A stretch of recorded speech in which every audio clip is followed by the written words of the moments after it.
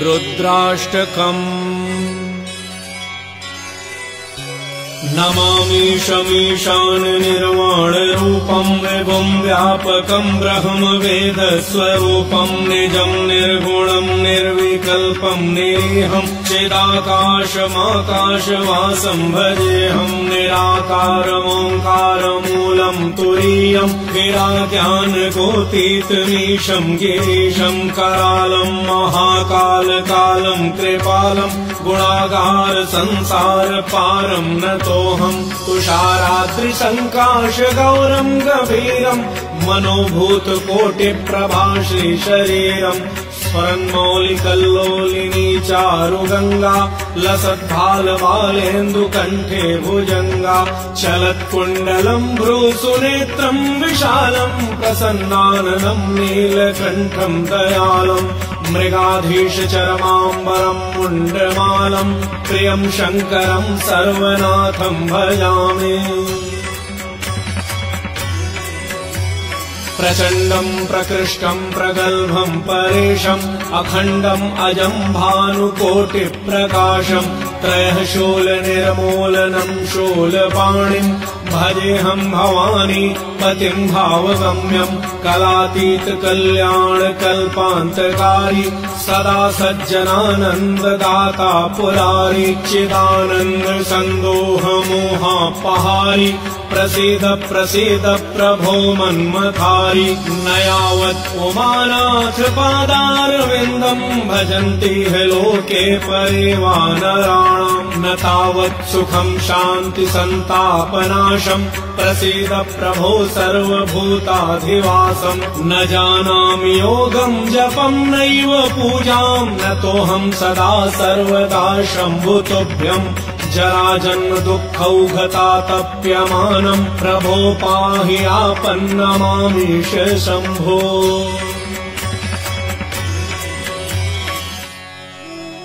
रुद्राष्टकमिदं प्रोक्तम् विप्रेण हरतोषये ये पठन्ति नरा भक्त्या तेषां शम्भुः प्रसीदति इति श्री गोस्वामी तुलसीदास कृतं रुद्राष्टकं संपूर्णम्।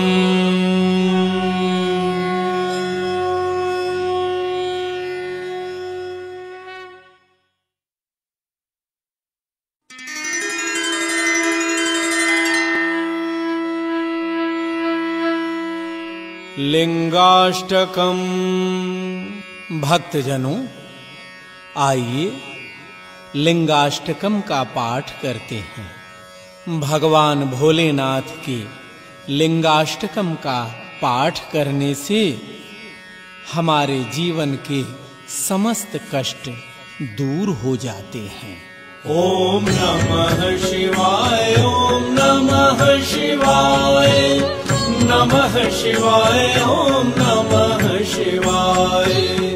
ब्रह्म मुरारि सुराचित लिंगम निर्मल भासित शोभित लिंगम जन्मज दुख विनाशक लिंगम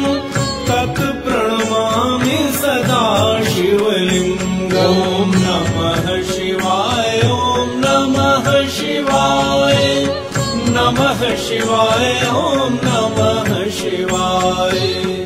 देव मुनि प्रवरार्चित लिंगम काम दहन करुणाकर लिंगम रावण दर्प विनाशन लिंगम तत् प्रणमामि सदा शिवलिंगम। ओम नमः शिवाय, ओम नमः शिवाय, नमः शिवाय, ओम नमः शिवाय। सर्वसुगंध सुलेपित लिंगम बुद्धि विवर्धन कारण लिंगम सिद्ध सुरासुर वंदित लिंगम तत् प्रणमामि सदा शिवलिंगम। ओम नमः शिवाय, ओम नमः शिवाय, नमः शिवाय ॐ नमः शिवाय कनक महामणिभूषित लिंगम फणिपतिवेष्टित शोभित लिंगम दक्ष सुयज्ञ निनाशन लिंगम तत्प्रणमामि सदा शिवलिंगम नमः शिवाय ॐ नमः शिवाय नमः शिवाय ॐ नमः शिवाय कुमकुम चंदन लेपित लिंगम पंकजहार सुशोभित लिंगम संचित पाप विनाशन लिंगम तत्प्रणमामि सदा शिवलिंगम नमः शिवाय ॐ नमः शिवाय नमः शिवाय ॐ नमः शिवाय देवगणार्चित सेवित लिंगम भावैर्भक्तिभिरेव च लिंगम दिनकर कोटि प्रभाकर लिंगम तत्प्रणमामि सदा शिवलिंगम नमः शिवाय ॐ नमः शिवाय नमः शिवाय ॐ नमः शिवाय अष्टदलोपरिवेष्टित लिंगम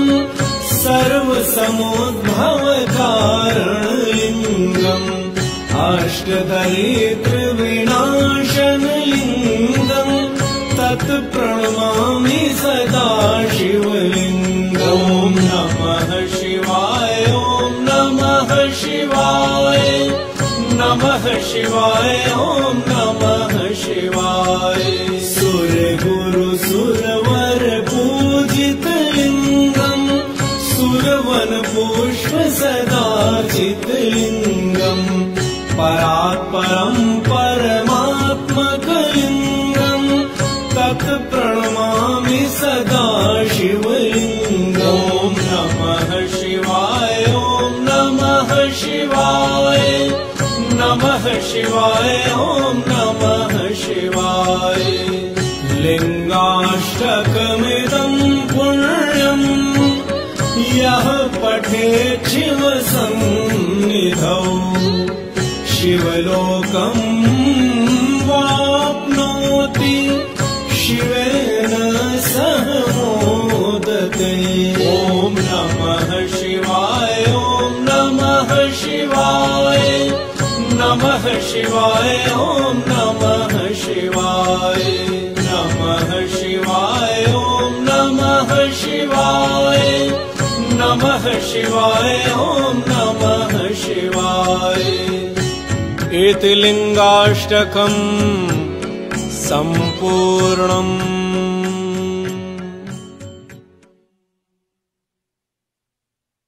श्री विश्वनाथाष्टक स्तोत्रम। भक्तजनों, भगवान विश्वनाथ के इस स्तोत्र का श्रवण कीजिए। श्रवण मात्र से ही संसार के समस्त क्लेश दूर हो जाए।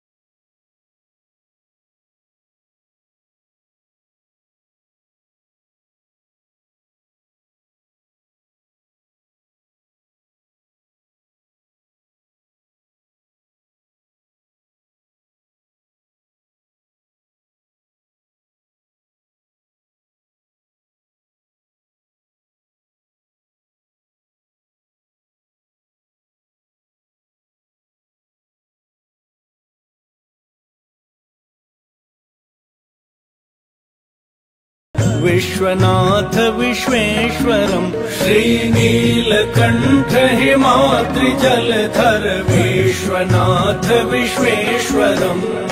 गंगसंग उमांग वामे कामदेव सुसेवितम्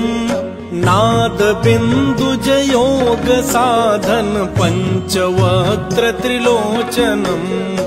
इन्दुबिन्दु विराज शशिधर शङ्करं सुरवन्दितं श्रीनीलकण्ठ हिमाद्रिजलधर विश्वनाथ विश्वेश्वरम् श्रीनीलकण्ठ हिमाद्रिजलधर विश्वनाथ विश्वेश्वरम्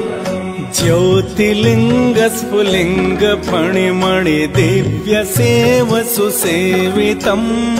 मालती सुरपुष्पमाला कंज धूप निवेदितम्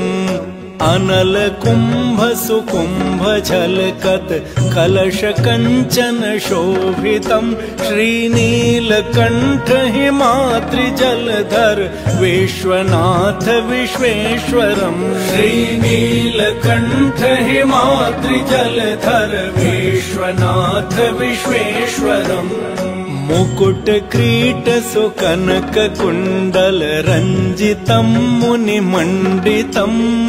हार मुक्ता कनक सूत्रित सुंदरम् सुविशेषितम्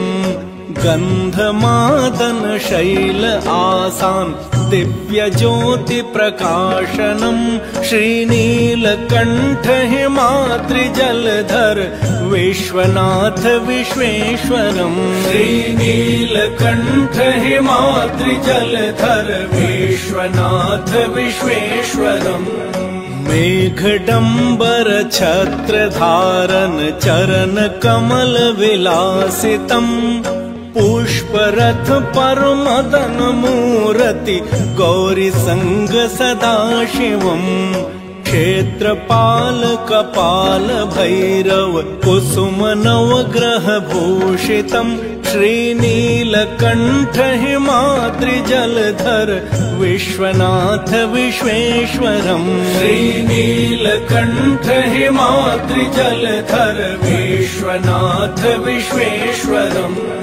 त्रिपुर दैत्य विनाशकारक शङ्करम् फलदायकम् रावणात्तश कमलमस्तक पूजितम् वरदायकम् कोटिमन्मथ मथन विषधर हारभूषण भूषितम् श्रीनीलकण्ठ हिमाद्रि जलधर विश्वनाथ विश्वेश्वरम् श्रीनीलकण्ठ हिमाद्रि जलधर विश्वनाथ विश्वेश्वरम् मथित जलधिज शेष विगलित कालकूट विशोषणम् ज्योति विगलित दीप नयन त्रिनेत्र शंभु सुरेश्वरम् महादेव सुदेव सुरपति सेव्य देव विश्वम्भरम् श्रीनीलकण्ठ हिमाद्रि जलधर विश्वनाथ विश्वेश्वरम् श्रीनीलकण्ठ हिमाद्रि जलधर विश्वनाथ विश्वेश्वरम् रुद्ररूप भयङ्करम् कृत भूरिपान हलाहलम् गगन वेधित विश्वमूल त्रिशूल करधर शङ्करम् काम कुञ्जर मान मर्दन महाकाल विश्वेश्वरम् श्रीनीलकण्ठ हिमाद्रि जलधर विश्वनाथ विश्वेश्वरम् श्रीनीलकण्ठ हिमाद्रि जलधर विश्वनाथ विश्वेश्वरम् ऋतु वसंत विलास चहु दिशि दीप्यते फलदायकम् दिव्य काशिक धाम वासी मनुज मंगलदायकम् अंबिका तट वैद्यनाथम् शैलशिखर महेश्वरम् श्रीनीलकण्ठ हिमाद्रि जलधर विश्वनाथ विश्वेश्वरम् श्रीनीलकण्ठ हिमाद्रि जलधर विश्वनाथ विश्वेश्वरम् शिवस्तोत्र प्रतिदिन ध्यान धर। आनंदमय प्रतिपादितं धन धान्य संपत्ति गृह विलासित विश्वनाथ प्रसादजं हर धाम चिरगण संग शोभित भक्तवर प्रिय मंडितम आनंदवन आनंद छवि आनंद कंद विभूषितम। श्रीनीलकंठ हिमाद्रि जलधर विश्वनाथ विश्वेश्वरम। श्रीनीलकंठ हिमाद्रि जलधर विश्वनाथ विश्वेश्वरम। श्रीनीलकंठ हिमाद्रि जलधर विश्वनाथ विश्वेश्वरम। आनंदवन आनंद छवि आनंद कंद विभूषितम। हे महादेव, आनंद वन में विचरण करने वाले, सुंदर छवि को धारण करने वाले, हे आनंद कंद, हिमालय रूपी पर्वत पर निवास करने वाले, कैलाश के वासी, नीलकंठ विषधर भगवान विश्वनाथ, भगवान विश्वेश्वर, भक्तों का कल्याण करो। हे काशी के वासी, समस्त विश्व का कल्याण कीजिए बाबा। अपने भक्तों पर अपनी अपार कृपा बरसाओ। इति पंडित श्री शिवदत्त मिश्र शास्त्रि संस्कृतं विश्वनाथाष्टक स्तोत्रम् सम्पूर्णम्।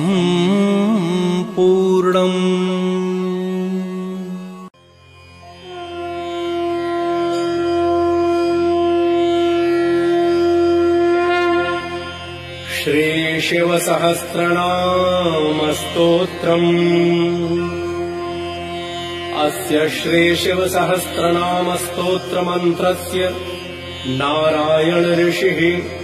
श्री शिवो देवता अनुष्टुप छन्दः श्री शिवो बीजम् गौरी शक्तिः श्री शिव प्रीत्यर्थं जपे विनियोगः। ध्यानम् ध्यायेन्नित्यं महेशं रजतगिरिनिभं चारुचन्द्रावतंसम् रत्नाकल्पोज्ज्वलाङ्गम् परशुमृगवराभीतिहस्तं प्रसन्नम्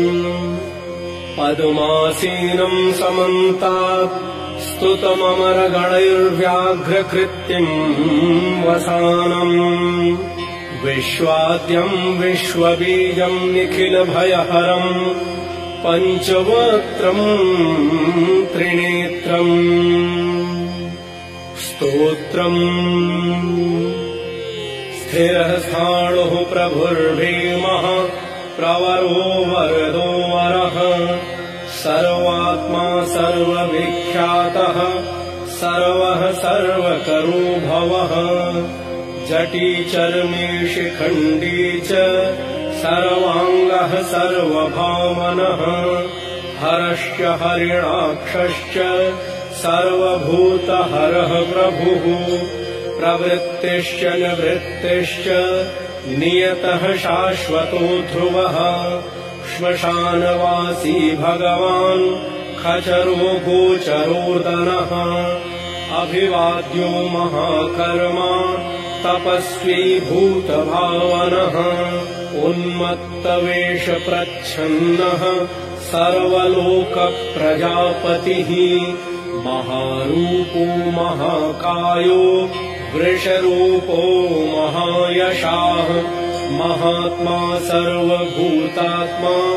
विश्वरूपो महाहनुः लोकपालोऽन्तर्हितात्मा प्रसादो हयगर्दभिः पवित्रं च महांशैव नियमो नियमाश्रितः सर्वकर्मा स्वयंभूत आदिरादिकरो निधिः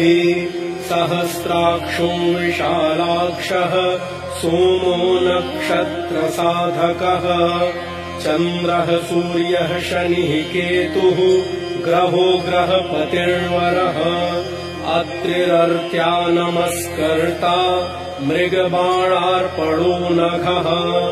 महातपा घोरतपा अदीनो दीनसाधकः संवत्सरकरो मन्त्रः प्रमाणम् परमम् तपः योगी योज्यो महाबीजो महारेता महाबलः सुवर्णरेता सर्वज्ञः सुबीजो बीजवाहनः दशबाहुस्त्वनिमिषो नीलकण्ठ उमापतिः विश्वरूपः स्वयं श्रेष्ठो बलवीरो बलुगणः गणकर्ता गणपतिः दिग्वासाः काम एव च मन्त्रवित् परमो मन्त्रः सर्वभावकरो हरः कमण्डलुधरो धन्वी बाणहस्तः कपालवान् अशनीशतघ्नी खड्गी पट्टिशी चायुधे महान् स्रुवहस्तः सुरूपश्च तेजस्तेजस्करो निधिः उष्णेशी च सुवक्त्रश्च उदग्रो विनतस्तथा दीर्घश्च हरिकेशश्च सुतीर्थः कृष्ण एव च शृगालरूपः सिद्धार्थो मुण्डः सर्वशुभङ्करः अजश्च बहुरूपश्च गन्धधारी कपर्द्यति ऊर्ध्वरेता ऊर्ध्वलिङ्ग ऊर्ध्वशायी नभः स्थलः त्रिजटी चीरवासाश्च रुद्रः सेनापतिर्विभुः अहश्चरो नक्तम् च रस्तिग्ममन्युः सुवर्चसः गजः दैत्यः कालो लोकधाता गुणाकरः सिंहशार्दूलरूपश्च आर्द्रचर्माम्बरावृतः कालयोगी महानादः सर्वकामश्चतुष्पथः निशाचरः प्रेतचारी भूतचारी महेश्वरः बहुभूतो बहुधरः स्वरभानुर्मितो गतिः नृत्यप्रियो नित्यनर्तो नर्तकः सर्वलालसः घोरो महातपः पाशो नित्यो गिरिरुहो नभः सहस्रहस्तो विजयो व्यवसायो ह्यतन्द्रितः अधर्षणो धर्षणात्मा यज्ञः कामनाशकः दक्षयागापहारी च सुसहो मध्यमस्तथा तेजोपहारी बलः मुदितोऽर्थो जितो वरः गम्भीरघोषो गम्भीरो गम्भीरबलवाहनः न्यक्रोधरूपो न्यक्रोधो वृक्षकर्णस्थितिर्विभुः सुतीक्ष्णदशनश्चैव महाकायो महाननः विश्वक्सेनो हरिर्यज्ञः संयुगापीडवाहनः तीक्ष्णतापश्च हर्यश्वः सहायः कर्मकालवित् विष्णुप्रसादितो यज्ञः समुद्रो वडवामुखः हुताशनसहायश्च प्रशान्तात्मा हुताशनः उग्रतेजा महातेजा जन्यो विजयकालवित् ज्योतिषामयनम् सिद्धिः सर्वविग्रह एव च शिखी मुण्डी जटी ज्वाली मूर्तिजो मूर्धगोबली वेणवी पणवी ताली खली कालकटङ्कटः नक्षत्रविग्रहमतिर् गुणबुद्धिर्लयोगमः प्रजापतिर्विश्वबाहुर्विभागः सर्वगोमुखः विमोचनः सुसरणो हिरण्यकवचोद्भवः मेढ्रजो बलचारी च महीचारी श्रुतस्तथा सर्वतूर्यनिनादी च सर्वात्योद्यपरिग्रहः व्यालरूपो गुहावासी गुहो माली तरङ्गवित् त्रिदशस्त्रिकालधिक कर्म सर्वबन्धविमोचनः बन्धनस्त्वसुरेन्द्राणाम् युधिशत्रुविनाशनः साङ्ख्यप्रसादो दुर्वासाः सर्वसाधुनिषेवितः प्रस्कन्दनो विभागज्ञो अतुल्यो यज्ञविभागवित् सर्ववासः सर्वचारी दुर्वासा वासवोमरः हैमो हेमकरो यज्ञः सर्वधारी धरोत्तमः लोहिताक्षो महाक्षश्च विजयाक्षो विशारदः संग्रहो निग्रहः कर्ता सर्पचीरनिवासनः मुख्यो मुख्यश्च देहश्च काहलिः सर्वकामदः सर्वकालप्रसादश्च सुबलो बलरूपधृक्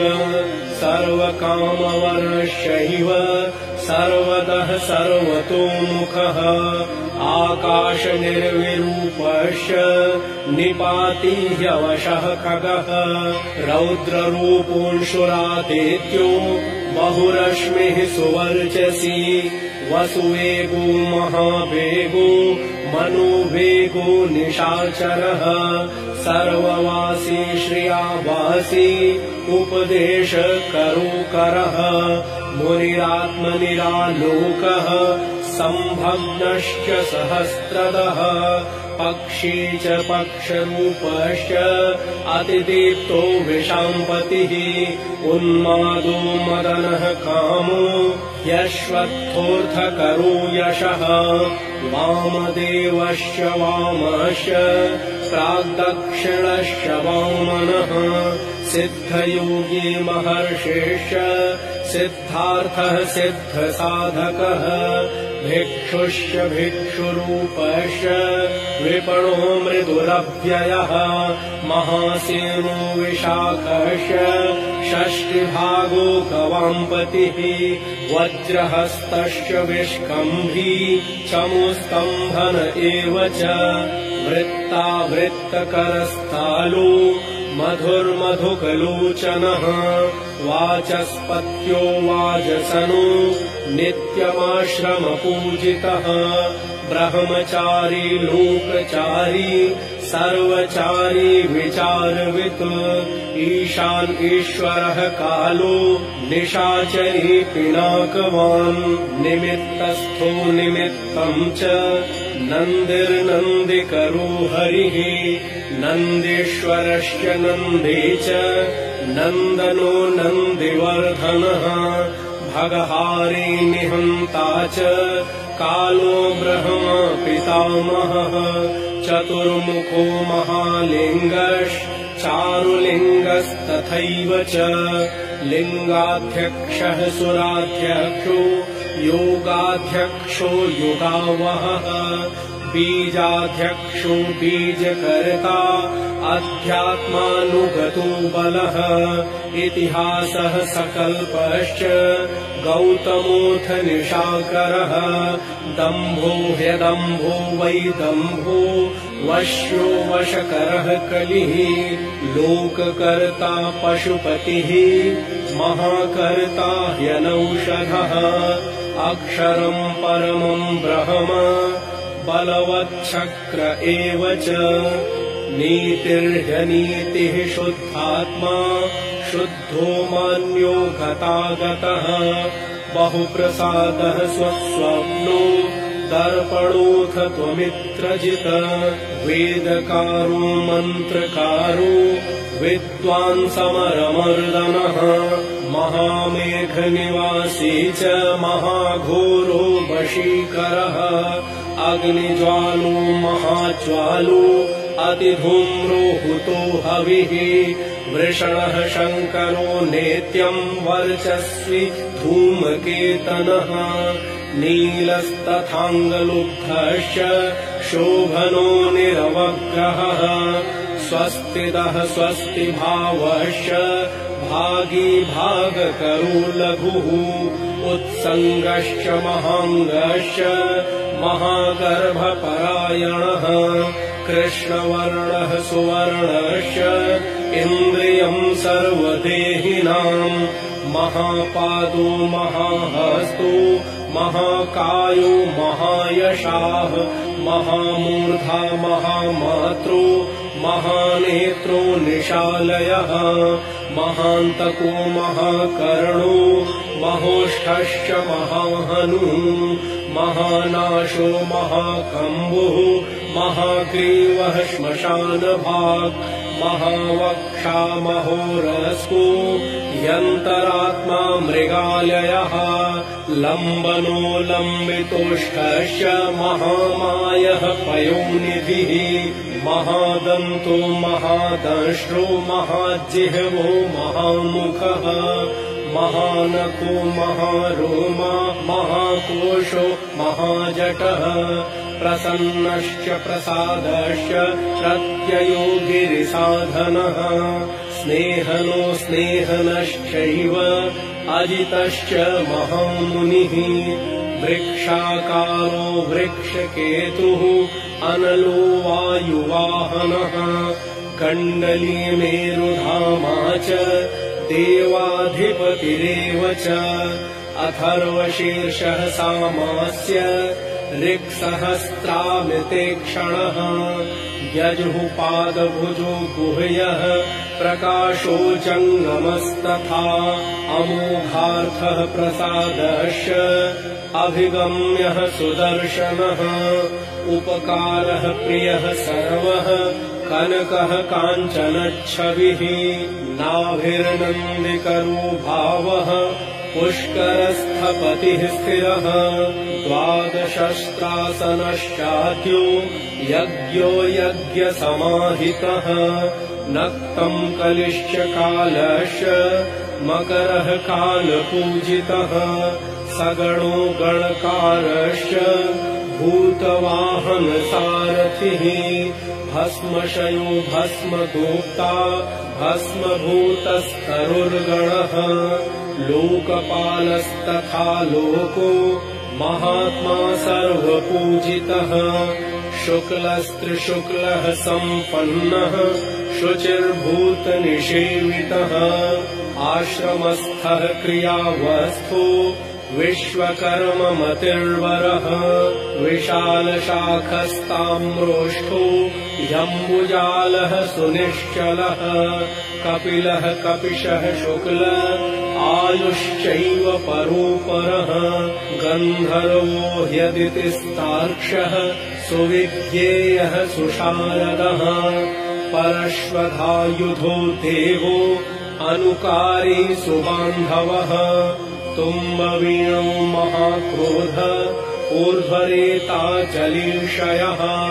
उग्रो वंशकरो वंशो वंशनादो ह्यनिन्दितः सर्वाङ्गरूपो मायावी सुहृदो ह्यनिलूनलः बन्धनो बन्धकर्ता च सुबन्धन विमोचनः सयज्ञारिः सकामारिः महादंष्ट्रो महायुधः बहुधा निन्दितः शर्वः शङ्करः शङ्करोधनः अमरेषु महादेवो विश्वदेवः सुरारिः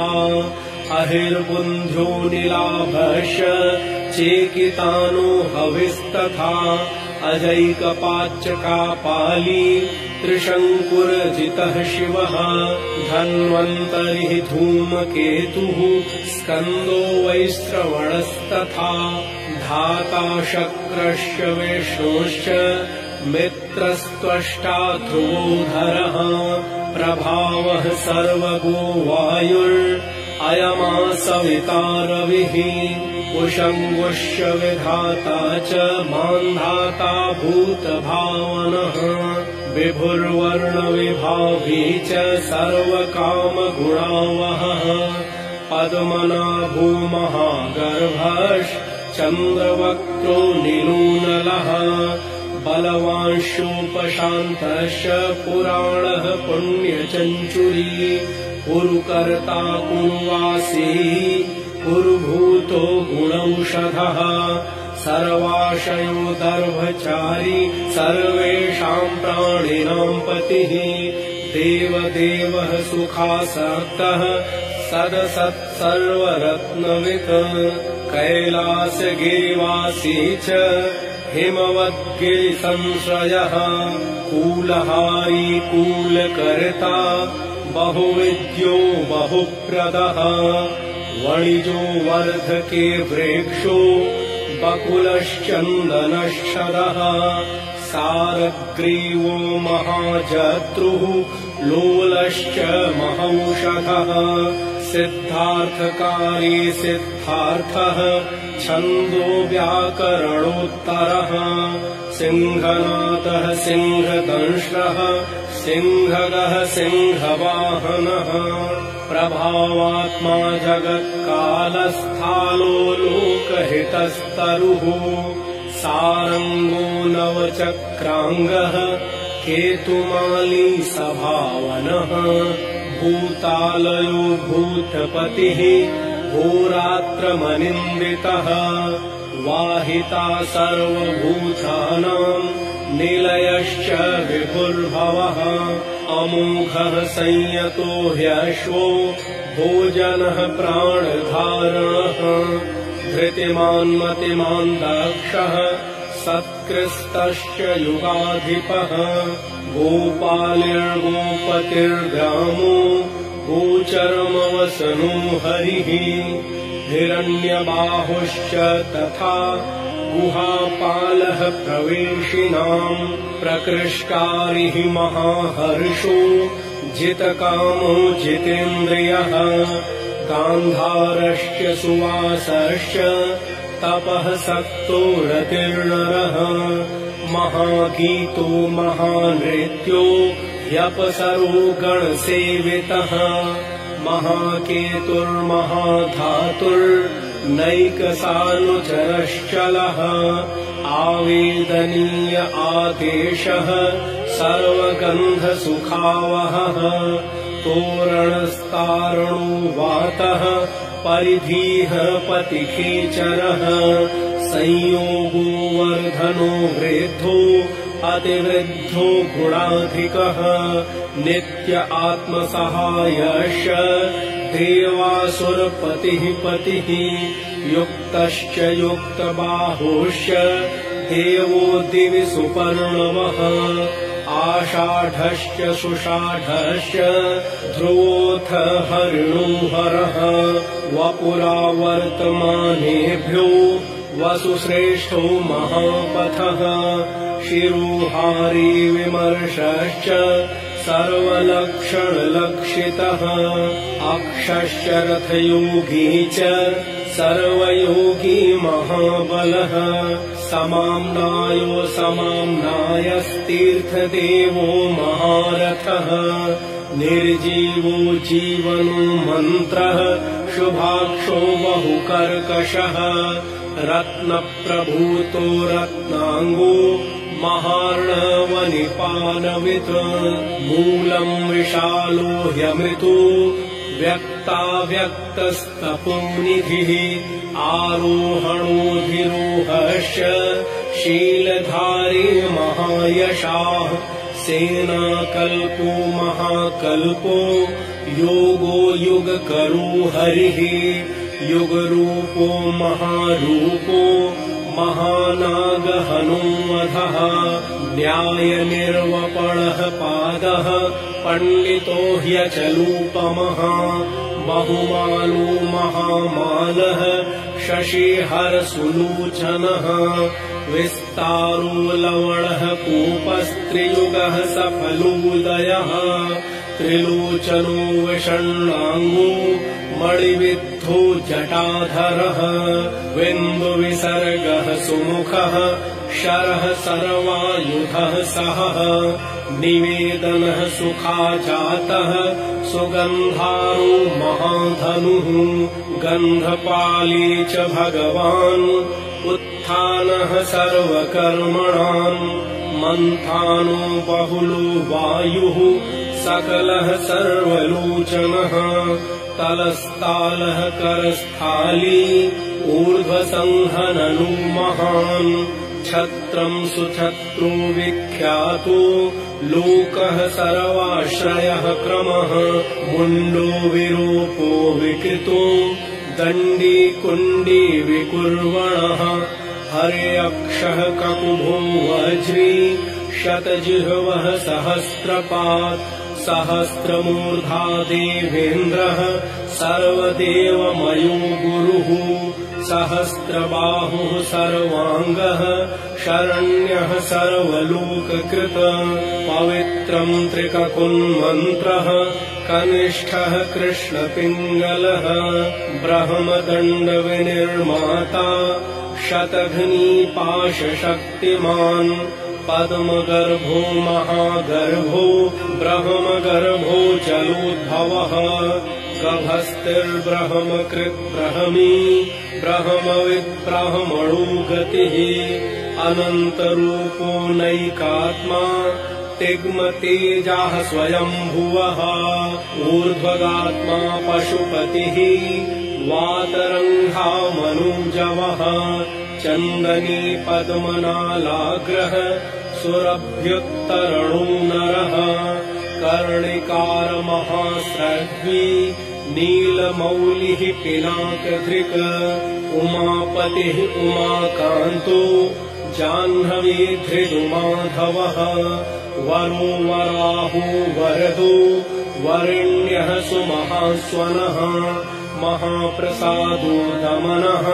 शत्रुः श्वेतपिङ्गलः पीतात्मा परमात्मा च प्रयतात्मा प्रधानधृत सर्वपार्श्वमुखस्त्रक्षो धर्मसाधारणो वरः चराचरात्मा सूक्ष्मात्मा अमृतो विश्वेश्वरः साध्यर्षिः वसुरातेद्यो विवस्वांसवितामृतः व्यासः सर्गः सुसंक्षेपो विस्तरः पर्ययो नरः ऋतुः संवत्सरो मासः पक्षः संख्या समापनः कलाकाष्ठालवा मात्रा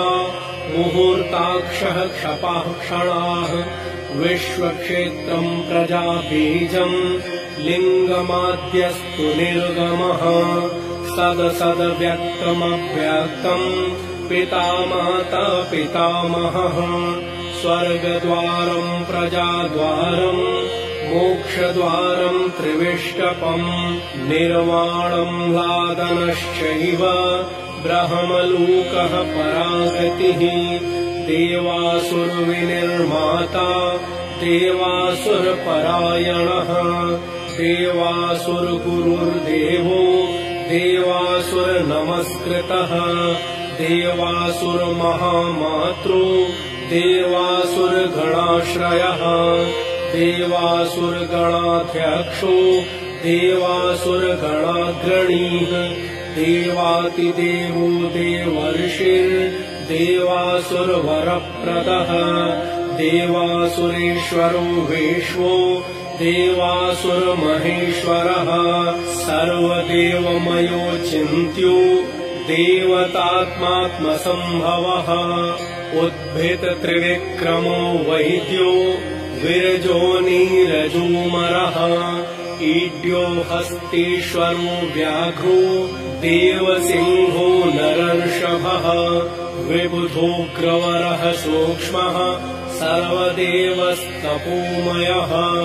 सुयुक्तः शोभनी वज्री प्रासानाम् प्रभवोऽव्ययः गुहः कान्तो निजः सर्गः पवित्रम् सर्वपावनः शृङ्गे शृङ्गप्रियो बभ्रू